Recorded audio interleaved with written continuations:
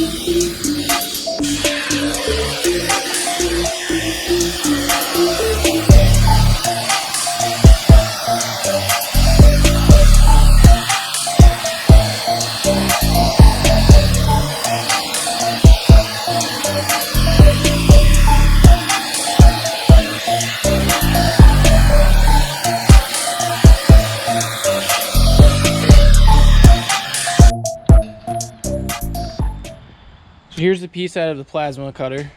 The reason why you leave the little tabs like this is so that way when one side cuts, it doesn't warp when it gets hot.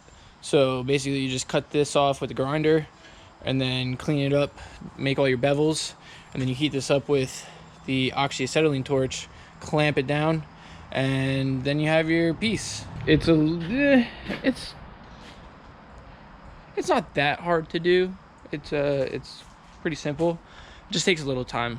So I'll show you the process of this and it's gonna come out really good. The hitch will be finished today. It'll be installed. The tail lights will be on. And then I'm hoping to mount a couple toolboxes on the fire truck. And then I can start tearing it apart to paint. I'm so excited. I'm almost there.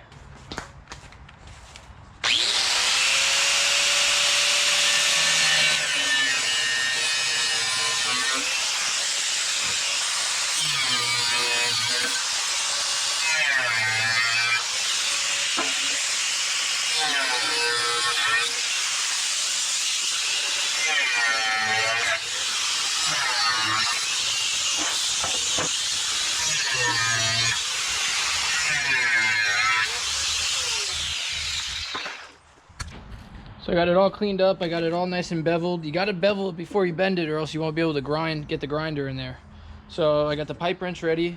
I'm going to heat it right here. And once it's cherry red, I'm just going to push this down, put a clamp on it, get it clamped, and then heat it again or heat it a little bit more. And then it'll all settle together. And then I'll do the other side.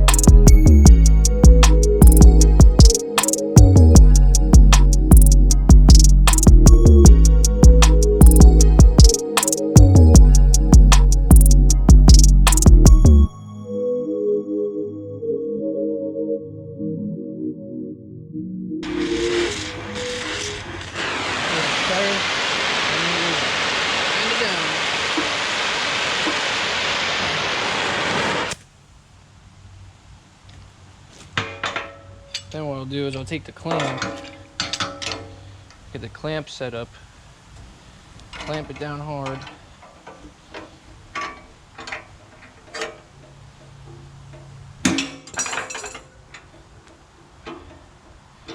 And I'll heat it one more time just in this area, and then it kind of pulls all the metal together.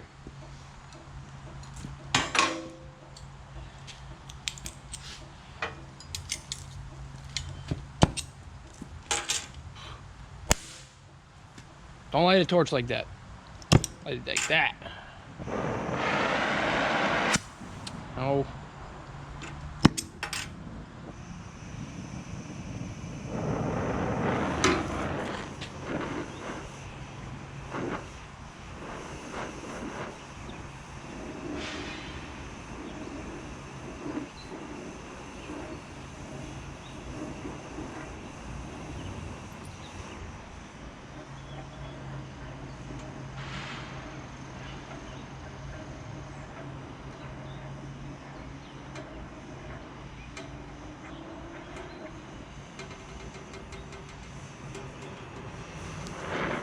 If you listen closely, you can kind of hear it making creaking sounds. It's making the metal settle.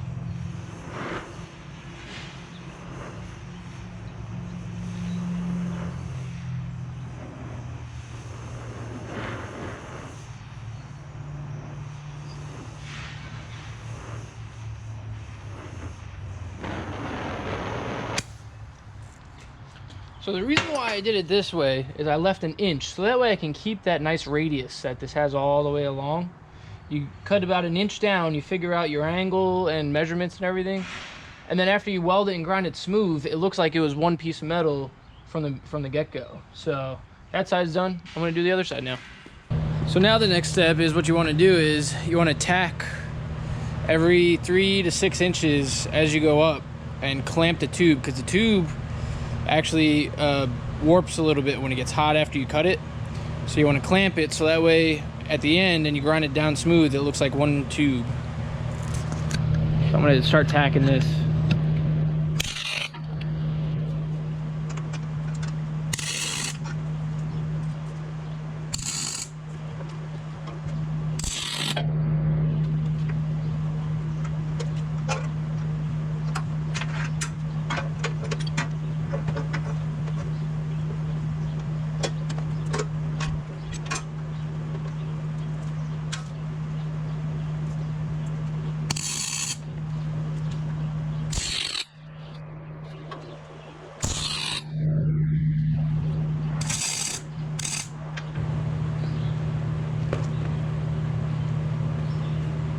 That's it, it's tacked together.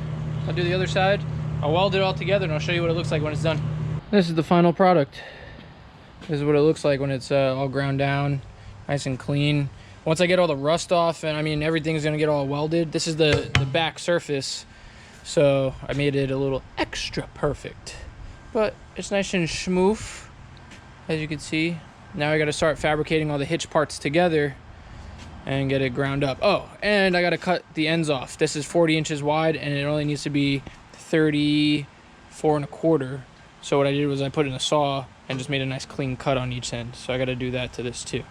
That's why I didn't weld all the way to the edge here. I didn't need to, so it's gonna get cut off somewhere around there. All right, I like it a lot. I got all the parts ready to go. I got the 2 side plates. This thing goes up the middle. I got the hitch receiver. I got the D-ring shackles.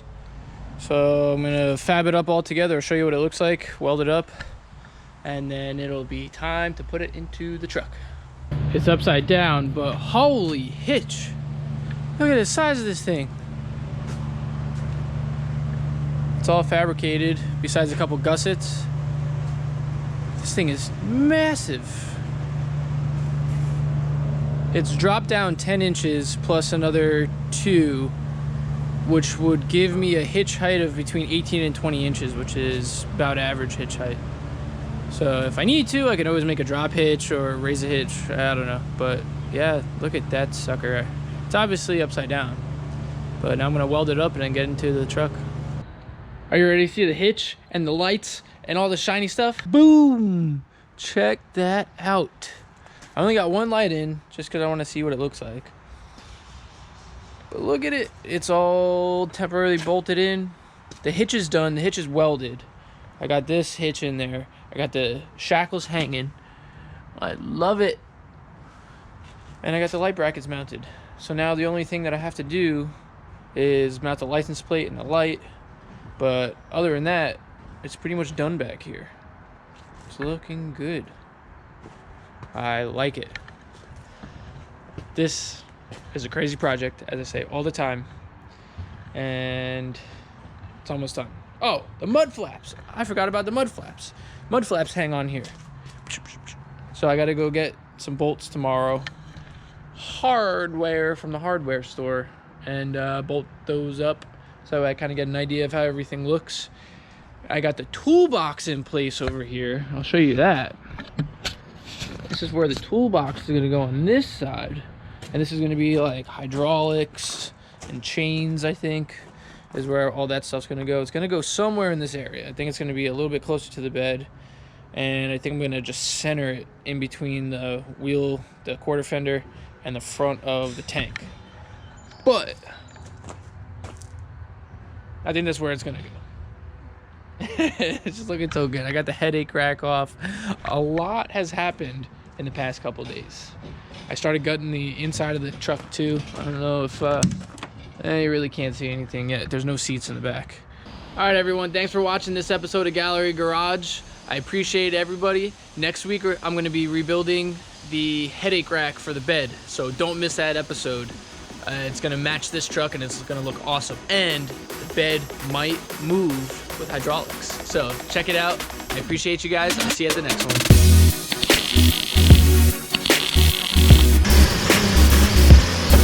Whoa.